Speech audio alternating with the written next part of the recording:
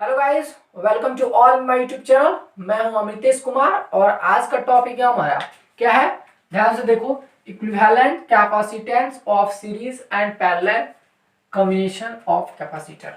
That means क्या करेंगे, capacitor को सीरीज में और पैरेलल में जोड़ेंगे और उसका कैपेसिटेंस निकालेंगे कि इक्विवेलेंट कैपेसिटेंस क्या होता है। इसको हिंदी से ऐसे पूछता है कि संचक के श्रेणी क्रम तथा समांतर क्रम में जुड़े, ठीक है, समतुल्य धारिता के व्यंजक को प्राप्त करें। ठीक है, तो सबसे पहले हम लोग पढ़ेंगे सीरीज कॉम्बिनेशन। किसका बारे में पढ़ेंगे? सीरीज कॉम्बिनेशन के बारे में। ठीक है, मतलब क्या करेंगे, कैपेसिटर को सीरीज कॉम्बिनेशन में जोड़ेंगे, मतलब सीरीज में जोड़ेंगे। ठीक है, देखो हम लोगों ने क्या किया था, क्लास 10 में थोड़े से पढ़े थे रेजिस्टेंस पर।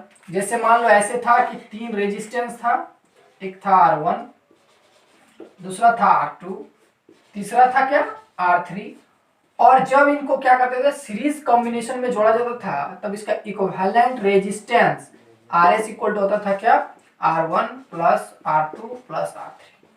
आई थिंक ये समझ में आ गया होगा, ये आया होगा समझ में। क्या सेम टू सेम हम लोग कैपेसिटर में ऐसा करेंगे। ठीक है, तो सबसे पहले क्या है, सीरीज कॉम्बिनेशन। हम लोग कैपेसिटर को किस में जोड़ेंगे, सीरीज कॉम्बिनेशन में जोड़ के इसका इक्विवेलेंट कैपेसिटेंस निकालेंगे कितना होगा। बात समझ में आ रहा है? तो हिंदी से क्वेश्चन कैसे पूछेगा, इसका बोलेगा कि संचक के श्रेणी क्रम में जुड़े समतुल्य धारिता के व्यंजक को प्राप्त करें। मैं एक बार और बताऊंगा, आई रिपीट, संचक के श्रेणी क्रम में जुड़े समतुल्य धारिता के व्यंजक को प्राप्त करें। ठीक है, संचक के श्रेणी क्रम में जुड़े समतुल्य धारिता के व्यंजक को प्राप्त करें। ठीक है, चलो चलो मान लेते हैं, माना कि 3 संचक है, 3 संचक है, दैट मींस 3 कैपेसिटर है और तीनों को क्या किया है, मान लो कि श्रेणी क्रम में जोड़े हैं। किस में जोड़े हैं, श्रेणी क्रम में जोड़े हैं, दैट मींस सीरीज कॉम्बिनेशन है। ठीक है, और इसको एक V वोल्ट के बैटरी से जोड़ दिया गया है। किसमें जोड़ा है, V वोल्ट का बैटरी से। मान लो कि इसका कैपेसिटेंस C1 है, इसका कैपेसिटेंस C2 है और इसका कैपेसिटेंस C3 है। ये V वोल्ट का बैटरी है, मान लो इसमें प्लस Q चार्ज निकल के आ रहा है, तो यहाँ पे होगा पॉजिटिव चार्ज और बगल वाला में होगा नेगेटिव चार्ज। ये कैसे होता है, ये होता है इलेक्ट्रोस्टैटिक इंडक्शन के कारण। ठीक है, मैंने पिछला वीडियो में इलेक्ट्रोस्टैटिक इंडक्शन के बारे में अच्छे से समझाया। ठीक है, देख लीजिएगा जाके। चलो यहाँ पे क्या होगा, नेगेटिव है तो यहाँ पे क्या होगा, बोलो पॉजिटिव होगा, यहाँ पे होगा नेगेटिव होगा। ठीक है, यहाँ पे होगा क्या, पॉजिटिव होगा, यहाँ पे होगा नेगेटिव होगा। ठीक है, चलो एक चीज नोट करो इस क्वेश्चन में, क्या नोट करना है, देखो ध्यान समझो कि सीरीज कॉम्बिनेशन ऑफ कैपेसिटर में क्या होता है, हमेशा वोल्टेज का बंटवारा होगा। दैट मींस ये V वोल्ट का बैटरी है, तो यहाँ का वोल्टेज मान लो V1 है, इसकी धारिता C1 है, इसका वोल्टेज V1 है। यहाँ का वोल्टेज मान लो V2 है, यहाँ का वोल्टेज क्या है, V3 है। दैट मींस क्या है, सीरीज कॉम्बिनेशन में वोल्टेज का बंटवारा होता है, आवेश प्रत्येक संचक में समान होता है, यानी प्रत्येक कैपेसिटर में चार्ज क्या होगा, सेम होगा। इस चीज को नोट कर लो। ठीक है, मैं एक बार और बताऊंगा, वोल्टेज का बंटवारा होता है, चार्ज सेम रहता है। बात समझ में आ रहा? चलो अब निकालते हैं, इसको फाइंड आउट करते हैं। ठीक है, नोट कर लिए। चलो देखो, लैंग्वेज बनाना बहुत ईजी है। लैंग्वेज ऐसे बना सकते हैं कि मान लेते हैं 3 संचक है जो श्रेणी क्रम में जुड़ा हुआ है, जिसकी धारिता C1, C2 और C3 है। ठीक है, उसके बाद लिख लीजिएगा कि इस कॉम्बिनेशन में, यानी कि इस क्रम में ठीक है, वोल्टेज का बंटवारा होता है, आवेश का बंटवारा नहीं होता है, यानी प्रत्येक संचक से बहने वाली आवेश समान होती है। क्लियर, यानी कि चार्ज क्या होगा, प्रत्येक कैपेसिटर में समान रहेगा। बात समझ में आ रहा है? समझो ना, समझ में आया तो अपने आप लैंग्वेज बना लीजिएगा। चलो देखते हैं, यानी कि क्या होगा, बोलो टोटल वोल्टेज कितना होगा, टोटल वोल्टेज। ठीक है, चलो टोटल वोल्टेज क्या होगा, देख लो टोटल वोल्टेज क्या होगा। देखो टोटल वोल्टेज को मान लेते हैं V, तो V इक्वल हो जाएगा V1 plus V2 plus V3, होगा कि नहीं है, V1 V2 V3। क्लियर, तो V1 plus V2 plus V3 total voltage है। मान लो मैं पढ़ाया था, हमने क्या पढ़ाए थे कि किसी भी संचक की धारिता C इक्वल टू होता है Q बाय V। सबसे पहला टॉपिक यही पढ़ाए थे, C equal to Q by V। यह होता है संचक की धारिता, the capacitance of capacitor C equal to होता है Q बाय V होता है। क्लियर, इसका कैपेसिटेंस क्या है, C1 है, इसका कैपेसिटेंस C1 है, इसका वोल्टेज क्या है, V1 है। V1 है ना, यानी Q सेम है, Q प्रत्येक संचक में, यहाँ भी Q सेम है, यहाँ भी Q सेम है, यहाँ भी Q सेम है। वोल्टेज क्या है, V1 है, तो V1 इक्वल टू कितना हो जाएगा बोलो, Q बाय C1 होगा ना। तो यहाँ V1 की जगह क्या लिखेंगे, Q upon C1 plus V2 के लिए क्या हो जाएगा बोलो, Q बाय C2 हो जाएगा। क्लियर। V3 के लिए फिर वैसे ही Q बाय C3 हो जाएगा। Q को कर लो कॉमन, Q कॉमन ले लेंगे तो 1 by C1 plus 1 by C2 plus 1 by C3 होगा। इसको इक्वेशन फर्स्ट कर लो। बात समझ में आए। ये क्या है बोलो, वोल्टेज है। क्लियर, ये भी वोल्टेज है ना।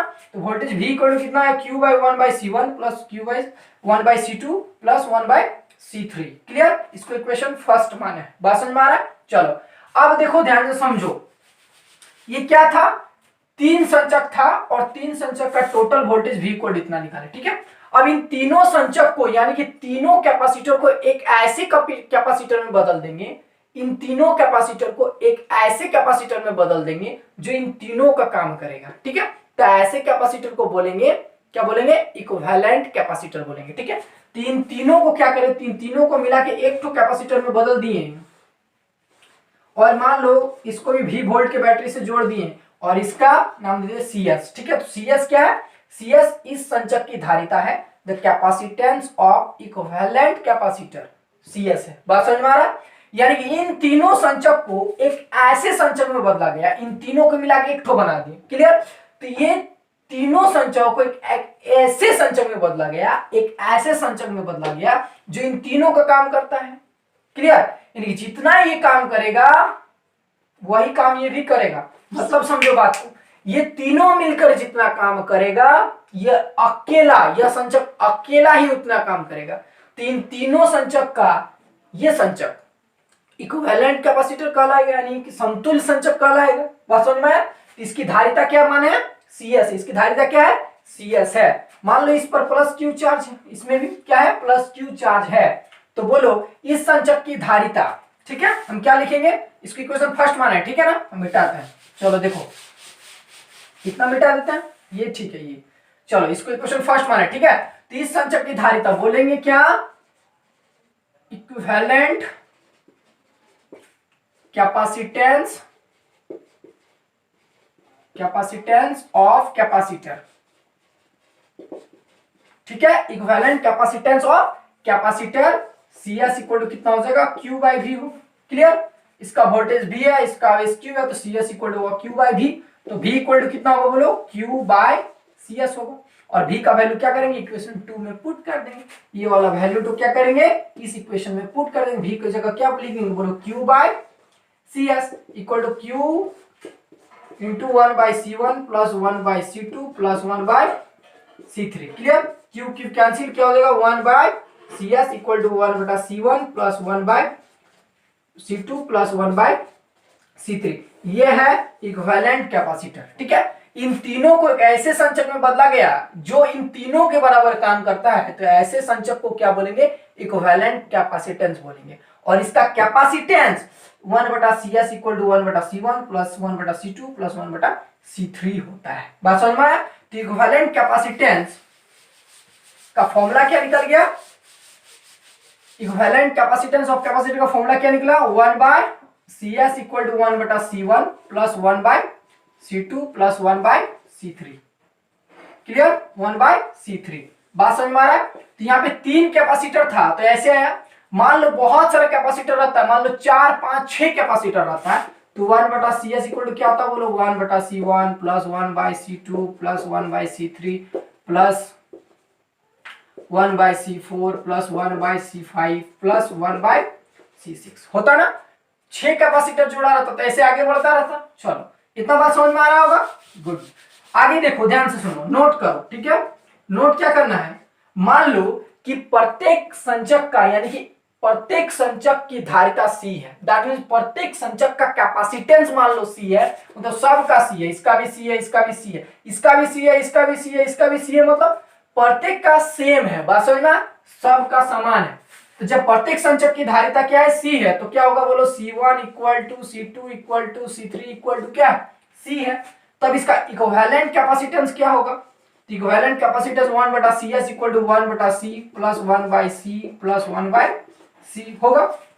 चलो यानी कि क्या हो जाएगा यहाँ पे C और ऊपर में क्या हो जाएगा बोलो 3, यानी कि CS इक्वल टू 1/CS है ना, तो CS इक्वल टू इसीलिए CS इक्वल टू हो जाएगा बोलो C/3, यानी कि तीनों कैपेसिटर जुड़ा हुआ है ना, तो तीन कैपेसिटर का equivalent capacitance CS equal to क्या होगा C/3 होगा। कब? जब प्रत्येक संचक की धारिता क्या हो सेम हो। बात समझ में आ रहा है? तो कितना आया C/3 आया। सपोज दैट इसमें कितना रहता, 6 कैपेसिटर जुड़ा रहता, तो मेरा equivalent capacitance CS equal to कितना आता बोलो C/6 आता, क्योंकि 6 कैपेसिटर होता। तो इसी तरह सपोज करो कि n संचक number of n capacitor are connected in series combination. अगर सीरीज कॉम्बिनेशन में नंबर ऑफ n कैपेसिटर जुड़ा हुआ हो तो इक्विवेलेंट कैपेसिटेंस कितना होगा, तो equivalent capacitance CS equal to क्या होगा C/n होगा। और कब होगा? जब प्रत्येक संचक की धारिता सेम हो, यानी कि सबका वैल्यू C होना चाहिए, तब होगा। बात समझ में आ रहा? चलो यानी कि अगर प्रत्येक संचक की धारिता C हो और number of n capacitor are connected in series combination, अगर नंबर ऑफ n कैपेसिटर जुड़ा हुआ हो तो equivalent capacitance CS equal to C/n होगा। जैसे यहाँ 3 के लिए आया C/3, तो नंबर ऑफ n के लिए कितना होगा C/n होगा। बात समझ में आ रहा है? क्या होगा C/n होगा। ये वाला माइंड में नोटेड हो गया। चलो अब देखो ध्यान से समझो, अब न्यूमेरिकल इसी का मैं बता दूंगा तो खटाक से क्लियर हो जाएगा। देखो आगे बहुत इजी है, ठीक ना, एक बार देखो। चलो मान लो कि इसका वैल्यू मान लो कि 2 माइक्रोफैराड है, इसका कैपेसिटेंस 2 माइक्रोफैराड है, इसका कैपेसिटेंस 2 माइक्रोफैराड है। क्या समझ में आ रहा है देख के कि प्रत्येक कैपेसिटर का वैल्यू क्या है सेम है, प्रत्येक कैपेसिटर का क्या है वैल्यू सेम है। सपोज करो हम कोई शॉर्ट फॉर्मूला नहीं जानते हैं, अभी जस्ट मैंने पढ़ा है ना कि CS इक्वल टू अगर प्रत्येक संचय की धारिता सेम हो तो CS इक्वल टू लिखना C/3, अगर 3 कैपेसिटर जुड़ा हुआ है तो C/3 हो। अगर 5 कैपेसिटर जुड़ा रहता तो लिखते हैं CS इक्वल टू C/5।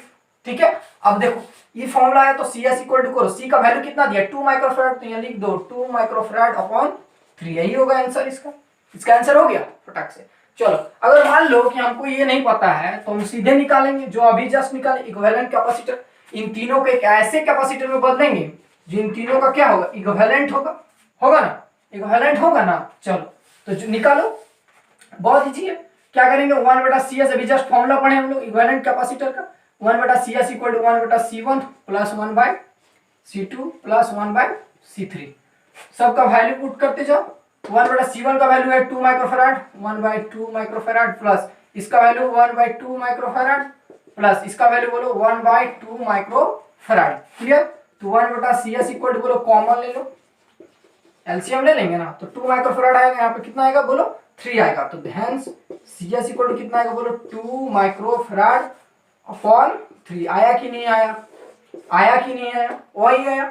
चलो ऐसे करके क्या करना है सॉल्व कर देना, माइंड में आ गया होगा। चलो आगे देखते हैं। अब देखो ध्यान समझो, इस बार मैं थोड़ा सा और चेंज कर देता हूं। चेंज क्या करना है, मान लो इस सब का वैल्यू हम यहाँ पे कर देते हैं, इसका वैल्यू 1 माइक्रोफैराड कर दिए, इसका वैल्यू कर दिए 2 माइक्रोफैराड, इसका वैल्यू कर दिए 3 माइक्रोफैराड। बात समझ में आया? तब बोले ये फॉर्मूला लागू होगा कि नहीं लागू होगा? ये वाला फॉर्मूला नहीं लागू होगा। क्यों नहीं लागू होगा? क्योंकि प्रत्येक कैपेसिटर का वैल्यू सेम नहीं है, तो ये वाला फॉर्मूला से नहीं निकालेंगे। बात समझ में आ रहा? ये कौन वाला केस में था? जब प्रत्येक कैपेसिटर का वैल्यू सेम था उस केस में था, तो ये वाला फॉर्मूला हम लोग यूज नहीं करेंगे। तो कौन वाला जो जानते हैं 1/CS इक्वल टू क्या करेंगे 1/C1 plus 1/C2 plus 1/C3, सबका वैल्यू पता है, पुट करते जाओ 1/1 microfarad plus 1/2 microfarad plus 1/3 microfarad.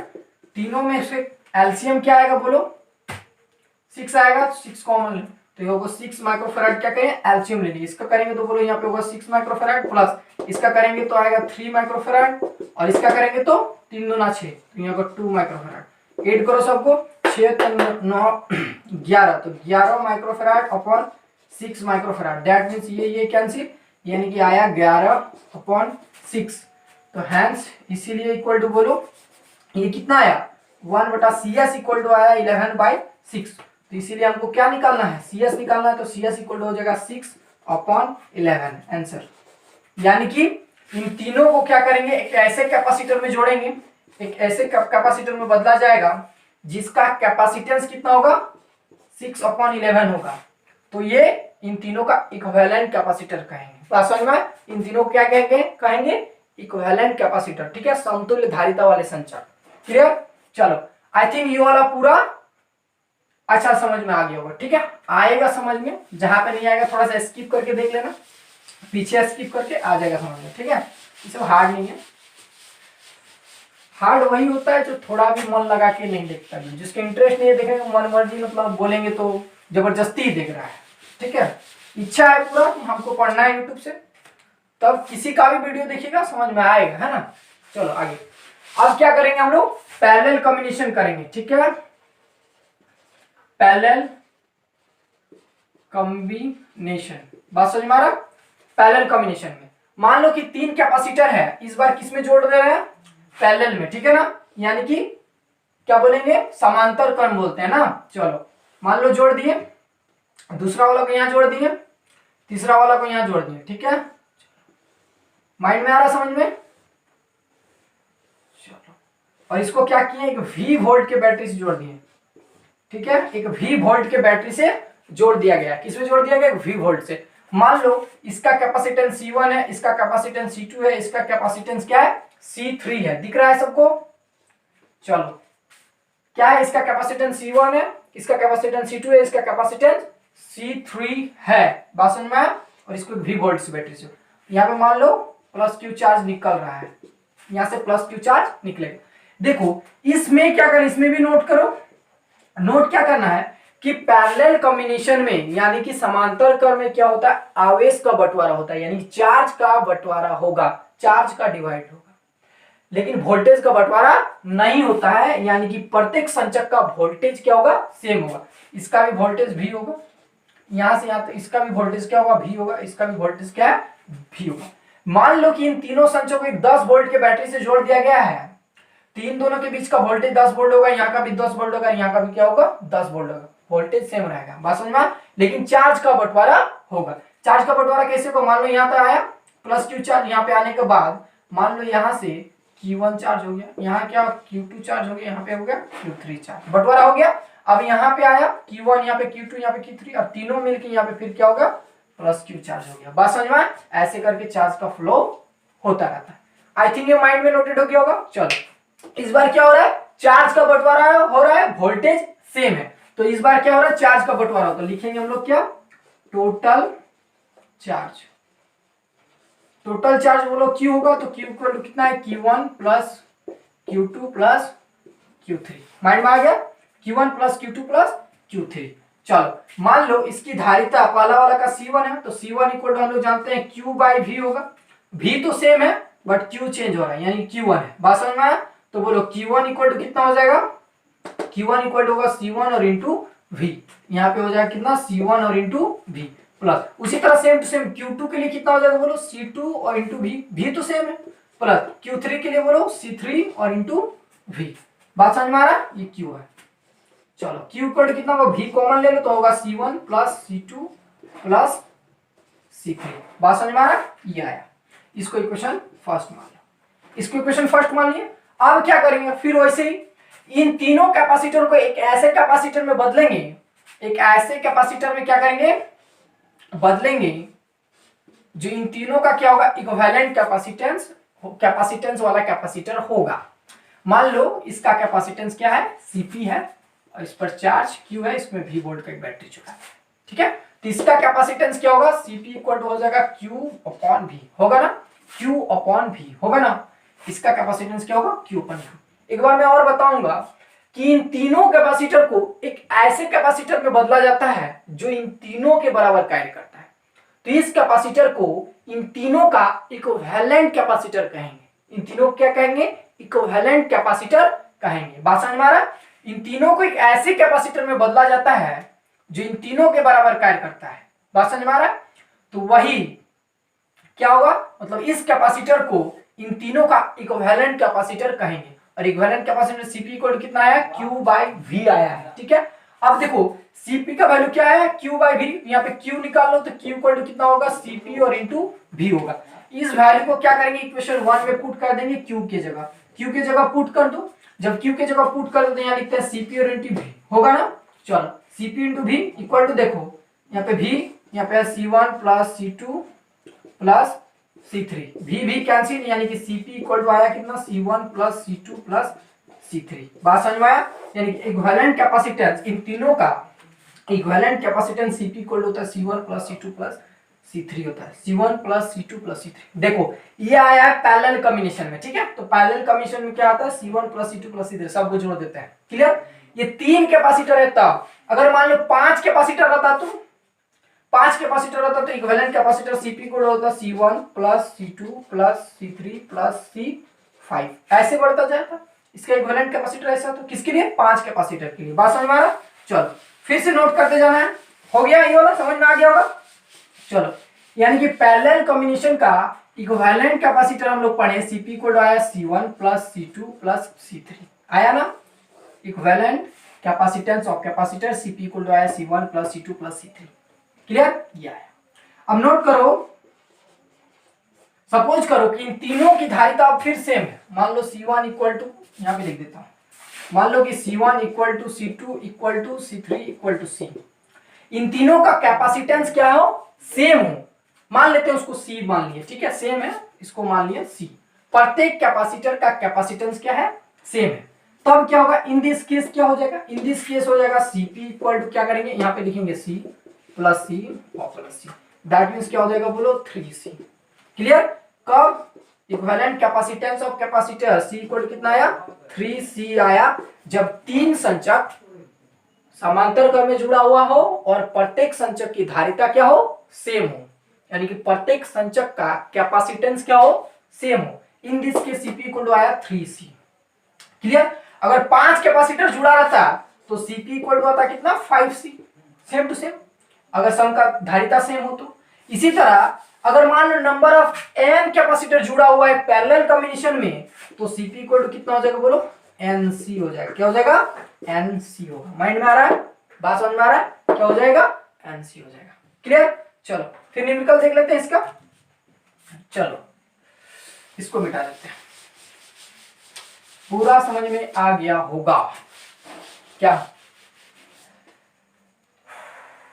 आएगा बाबू लोग। देखो ध्यान समझो। मान लो कि प्रत्येक कैपेसिटर का धारिता मान लो C1 का ले लेते हैं 1 माइक्रोफैराड, C2 का भी क्या है 1 माइक्रोफैराड और C3 का भी क्या है 1 माइक्रोफैराड है। क्लियर। तीनों का कैपेसिटेंस क्या है सेम है। बात समझ में आ रहा है। तो क्या करना है शॉर्ट फॉर्मूला जो हम लोग जानते हैं Cp इक्वल टू कितना आया Nc यूज कर देंगे। क्या कर देंगे Nc। N क्या है नंबर ऑफ कैपेसिटर। N क्या है नंबर ऑफ कैपेसिटर। बात समझ में आ रहा है। तो Cp equal to number of capacitor कितना है 3 कैपेसिटर है पैरेलल में जुड़ा हुआ और इसका कैपेसिटेंस प्रत्येक का कैपेसिटेंस क्या है सेम है। कितना है बोलो 1 माइक्रोफैराड यानी कितना है 3 माइक्रोफैराड इज द आंसर। ये होगा आंसर इसका। क्लियर। अगर मान लो ये फॉर्मूला याद नहीं तो क्या करेंगे हम लोग लॉन्ग वाला यूज करेंगे जो जानते हैं क्या C1 equal to C2 equal into वो जानते हैं ना। चलो वो देखते हैं। तो हम लोग अभी जस्ट निकाले Cp equal to C1 plus C2 plus C3। Equivalent capacitor इन तीनों का इक्विवेलेंट कैपेसिटर मतलब इन तीनों को एक ऐसे संचक में बदल देंगे। क्लियर। जो इन तीनों के बराबर कार्य करेगा। तो इसके लिए कितना है Cp equal to C1 plus C2 plus C3 ऐसे ही क्वेश्चन पूछता है। ठीक है। चलो तो Cp इक्वल कितना है बोलो C1 का वैल्यू है 1 माइक्रोफैराड प्लस C2 का वैल्यू कितना है 1 माइक्रोफैराड इसका वैल्यू 1 माइक्रोफैराड। इन तीनों को क्या करेंगे जोड़ देंगे तो कितना है वही आएगा 3 माइक्रोफैराड। वही आया कि नहीं आया आएगा वही आएगा है ना दूसरा नहीं आएगा। ये समझ में आ गया होगा। चलो थोड़ा चेंज कर देते हैं। चेंज क्या करना है चेंज कुछ नहीं करना है। देखो मान लो अब चेंज कर दो सबका। मान लो C1 का वैल्यू इस बार C1 का वैल्यू मान लो 2 माइक्रोफैराड दिया है C2 का वैल्यू 3 माइक्रोफैराड दिया है और C3 का वैल्यू मान लो 5 माइक्रोफैराड दिया है गिवन है। ठीक है। तो बोला इक्विवेलेंट कैपेसिटेंस फाइंड करने के लिए इक्विवेलेंट कैपेसिटेंस ऑफ कैपेसिटर क्या होगा। बात समझ में आ रहा है। तो सिंपल से जानते हैं Cp equal to C1 plus C2 plus C3। थोड़ा सा बात कर लेते हैं ये वाला formula Cp equal to Nc लागू होगा क्या नहीं होगा। वाई क्योंकि C क्या था यहाँ पे ये वाला था क्या कि प्रत्येक कैपेसिटर का कैपेसिटेंस सेम होता था तब ये फॉर्मूला यूज करते थे। बात समझ में आ रहा। तो प्रत्येक कैपेसिटर का कैपेसिटेंस सेम नहीं है, सबका अलग अलग है। यहाँ पे 2 है, यहाँ पे 3 है, यहाँ पे 5 है, अलग अलग है। तो ये वाला फॉर्मूला यूज करेंगे और क्या करेंगे, लिख देंगे Cp इक्वल टू कितना, C1 का वैल्यू बोलो 2 माइक्रोफैराड प्लस C2 का बोलो 3 माइक्रोफैराड, C3 का बोलो 5 माइक्रोफैराड आर गिवन। ये सब है। चलो अब इसको ऐड करना है, 3 तो 5 और 2 10 हो गया, तो 10 माइक्रोफैराड, 10 माइक्रोफैराड है। कितना आया, 10 माइक्रोफैराड इज द आंसर है। इसका आंसर हो जाएगा 10 माइक्रोफैराड। यानी कि इन तीनों को एक ऐसे संचलन में बदला जाएगा जिसका कैपेसिटेंस Cp को कितना होना चाहिए, 10 माइक्रोफैराड होना चाहिए, जो इन तीनों का क्या होगा, इक्विवेलेंट कैपेसिटेंस ऑफ कैपेसिटर होगा। बात समझ में आ रहा है? चलो ये बात समझ में आ गया। चलो एक थोड़ा सा और थोड़ा डिनोट कर लेते हैं कि देखो, एक थोड़ा सा देखते हैं कि Cp का वैल्यू ज्यादा होगा कि Cs का, इन दोनों में से बड़ा किसका होगा, सब किसका वैल्यू ज्यादा होगा। तो ध्यान से देखते हैं, फॉर्मूला देखते हैं। मैंने Cs का फॉर्मूला निकाला 1/C1, 1/C Cp equal to यह है 1/C1 plus 1/C2 plus 1/C3, ये फॉर्मूला आया। क्लियर? और ये Cs का फॉर्मूला था और Cp का फॉर्मूला हम लोगों ने पढ़ा C1 plus C2 plus C3। चलो कुछ समझ में आ रहा है? आ रहा। चलो यानी कि समझ में आ रहा है कि ये वाला केस में क्या हो रहा है, जितना सारा कैपेसिटर आएगा सबको जोड़ते जाएंगे, सबको क्या करेंगे, जोड़ते जाएंगे। लेकिन इसमें वाला केस में क्या करना पड़ेगा, डिवाइड करना पड़ेगा। देखो कैसे, एक ले लेते हैं हम लोग, छोटा मोटा न्यूमेरिकल ले लेते हैं और सॉल्व कर लेते हैं, किसका वैल्यू ज्यादा होगा पता चल जाएगा। चलो मान लेते हैं इसका वैल्यू है 2 माइक्रोफैराड, सबका सेम। अच्छा ले लेते हैं 2 माइक्रोफैराड, इसका ले लेते हैं C2 का ले लेते हैं 3 माइक्रोफैराड और इसका ले लेते हैं 4 माइक्रोफैराड। ठीक है, एक बार करेंगे सीरीज में और एक बार करेंगे पैरेलल में। ठीक है, एक बार सीरीज में एक बार पैरेलल में। ठीक है, फिगर बना दूं क्या? चलो बना देता हूं। पहले क्या करते हैं हम लोग, सीरीज वाला बात करते हैं। सीरीज में जोड़ेंगे सबसे पहले, ये है सीरीज वाला केस, सबका वैल्यू 2 3 4 2 3 4 माइक्रोफैराड माइक्रोफैराड माइक्रोफैराड। बस समझ में? चलो तो सीरीज कॉम्बिनेशन के लिए फॉर्मूला ये वाला। ठीक है, तो सबसे पहले सीरीज कॉम्बिनेशन में वैल्यू निकालते हैं। 1/CS इक्वल कितना होगा बोलो, 1/2 microfarad 1/3 microfarad plus 1/5 microfarad. LCM लो, अरे 5 नहीं है 4 है, सॉरी 4 माइक्रोफैराड है। क्या है, 4 माइक्रो, यहाँ लिखेंगे 3 लिख के करेंगे 4 माइक्रोफैराड। अब लोग कॉमन लेंगे तो क्या आना चाहिए, 12। कॉमन नहीं, एलसीएम क्या लेंगे, एलसीएम लेंगे तो 12 आएगा, 12 माइक्रोफैराड। यहाँ करेंगे तो 6 आएगा, 6 माइक्रोफैराड। यहाँ पे करेंगे तो 4 × 12 4 माइक्रोफैराड।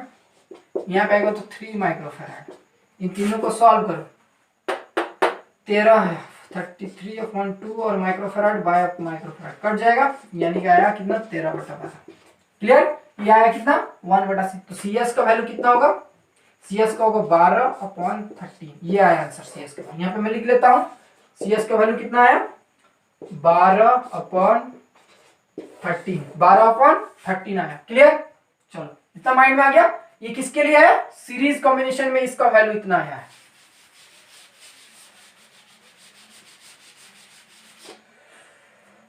चलो दूसरा वाला केस में क्या है, Cp इक्वल टू सिंपल सा formula C1 plus C2 plus C3।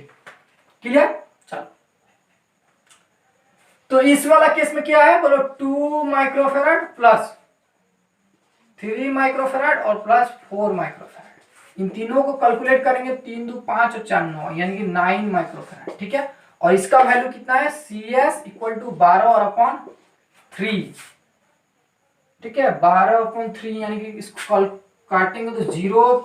जो भी आएगा 0 में आएगा ना, 0.9 ऐसे कुछ आएगा। ठीक है, 0.9। तो बोलो क्लियर है कि Cp का value is greater than CS, यानी कि Cp का वैल्यू क्या होगा, ज्यादा होगा, CS का वैल्यू कम होगा। यानी कि बोलो कि कैपेसिटर को अगर हम लोग सीरीज कॉम्बिनेशन में जोड़ते हैं तो उसका कैपेसिटेंस क्या होगा, घट जाएगा। सिंपल तो बात है, वैल्यू कम आ रहा है। सीरीज कॉम्बिनेशन में अगर जोड़ेंगे तो कैपेसिटेंस का जो रिजल्टेंट कैपेसिटेंस जो निकालेंगे, इक्विवेलेंट कैपेसिटेंस, उसका वैल्यू क्या हो जाएगा, घट जाएगा। लेकिन उसी को अगर पैरेलल में जोड़ेंगे तो कैपेसिटेंस क्या हो जाएगा, बढ़ जाएगा। पैरेलल में जोड़ेंगे तो कैपेसिटेंस बढ़ जाएगा। तो एक्चुअली क्या होगा, हम लोग क्या करें, कैपेसिटर को क्यों जोड़ते हैं, क्योंकि हमको जो इक्विवेलेंट कैपेसिटर जो मिलना है ज्यादा मिलना है, इसलिए हम लोग जोड़ते हैं, ज्यादातर यही यूज करेंगे। तो इन दोनों केस में सबसे ज्यादा फायदामंद क्या होगा, इसमें अगर कैपेसिटर को हम लोग पैरेलल में जोड़ेंगे तो क्या होगा, बढ़ा हुआ क्या मिलेगा, कैपेसिटेंस मिलेगा। बात समझ में, बढ़ा हुआ कैपेसिटेंस मिलेगा, घटा हुआ नहीं मिलेगा, बढ़ा हुआ मिलेगा, ज्यादा हो जाएगा, वैल्यू क्या हो जाएगा, ज्यादा हो जाएगा। तो सबसे ज्यादा फायदेमंद यही होगा हमारे लिए, क्योंकि कैपेसिटेंस क्या होगा, बढ़ा हुआ मिलेगा। क्लियर, चलो ये कॉन्सेप्ट क्लियर हो गया होगा, चलो क्लियर।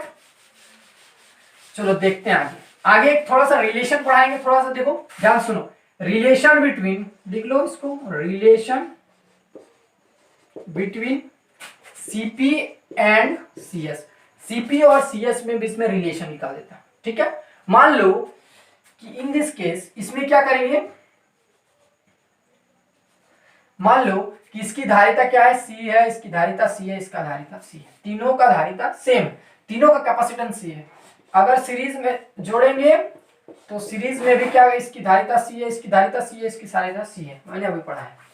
तो बोलो सीएस का वैल्यू अब क्या होगा, सीएस का वैल्यू ऐसे आता है, 1/CS आता है ना, 1/CS आएगा कितना, अच्छा जा निकाल चुके थे हम लोग ना। तो CS इक्वल टू कितना आया, तो बोलो 3/3 नहीं, C/3 आया था कि नहीं आया था, इक्वेशन फर्स्ट कर लो। CS का वैल्यू कितना होगा, C/3 होगा ना रे, बोलो होगा। चलो इतना आया था ना, नहीं विश्वास नहीं हो रहा तुम लोग, देखो 1/CS equal to 1/C1 plus 1/C2 plus 1/C3, इसका वैल्यू कितना है, 1/C plus 1/C plus 1/C, यानी कितना होगा C और यहाँ पे 3, तो यानी कि ठीक है, CS इक्वल टू तो C/3 सही है। चलो क्लियर, समझ आ रहा है, पहला के सी समझ में आया। दूसरा देखो, दूसरा क्या है, सीपी इक्वल टू तो जानते हैं 3C होगा, क्लियर, इक्वेशन 2, दोनों को डिवाइड कर देते हैं, फर्स्ट डिवाइड 2, दोनों को डिवाइड कर देते हैं, क्या हो जाएगा बोलो, CS upon CP equal to, CS का वैल्यू कितना है, C/3,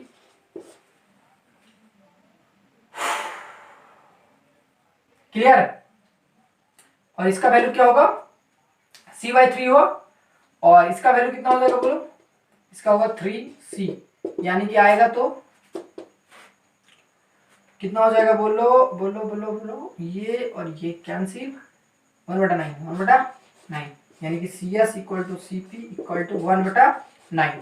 ये वाला में इतना आ रहा है, देखो आगे ये वाला इतना आ रहा है, देखो मान लो, देखो रिलेशन निकालना है, देखो ध्यान समझो कि मान लो कि नंबर ऑफ n कैपेसिटर जुड़ा हुआ है, कितना जुड़ा हुआ है, नंबर ऑफ n, याद रखना नंबर ऑफ n कैपेसिटर जुड़ा हुआ है, ठीक है, नंबर ऑफ n कैपेसिटर, ठीक है, n कैपेसिटर आर कनेक्टेड, ठीक है, नंबर ऑफ n कैपेसिटर जुड़ा हुआ है, तब कितना होगा बोलो, Cp इक्वल टू हो जाएगा, बोलो Cp इक्वल टू होगा, बोलो C/n होगा, क्या होगा, CS इक्वल टू ना, CS इक्वल टू होगा C/n होगा, इक्वेशन फर्स्ट। आगे देखो Cp इक्वल टू कितना हो जाएगा बोलो, Nc हो जाएगा, ठीक है, इसको इक्वेशन 2 मान लो, इसको इक्वेशन क्या मानेंगे, 2 मान लेंगे। अब करो फर्स्ट डिवाइड सेकंड, तो CS upon Cp equal to कितना हो जाएगा बोलो, C अपॉन n और इंटू कितना हो जाएगा, Nc, C कैंसिल, यानी कि 1/n², क्लियर, यानी कि n² इक्वल टू कितना हो जाएगा बोलो, n² इक्वल होगा Cp अपॉन CS, यही है रिलेशन, याद रखना कितना हो जाएगा, n² इक्वल टू कितना हो जाएगा,